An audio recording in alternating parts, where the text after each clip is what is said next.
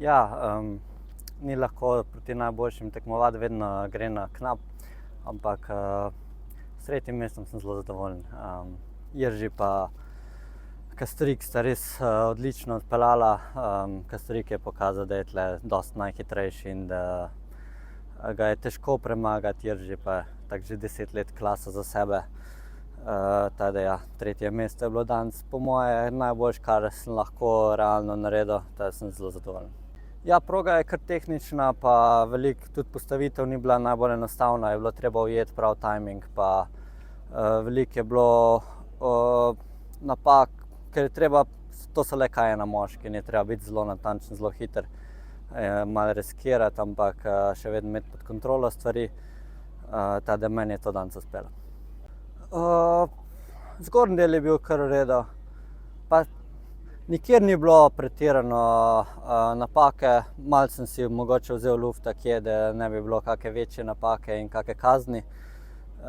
Tako da kot celota mislim, da je bila cela vožnja v redu, so pa par malenkosti, ko bi jih lahko popravil, ampak je treba to celo vožnjo dati not. Ja, nikoli čisto ne veš, če bo dovolj za medaljo. Za zmago sem skoraj vedel, da ne bo dovolj, ker so le bili gor še hitri fantje. Ampak vedel sem pa, da sem dobro vožnjo čisto naredil in da bo na robu medalje, no. Predvsem imam malo manj pritiska na sebi. Lani sem si vzel malo prosto, nisem poleti kaj dosti veslal, tako da nisem več tako.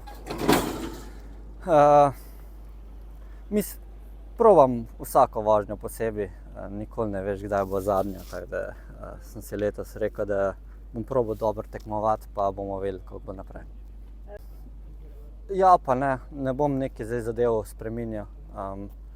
Še vedno bom probal po istem kopitu naprej delati, ampak bomo videli vsako sezono na svoje. Najprej je treba biti zdrav, pa se morajo vse stvari zložiti, tako kot je treba, ampak mislim, da ja.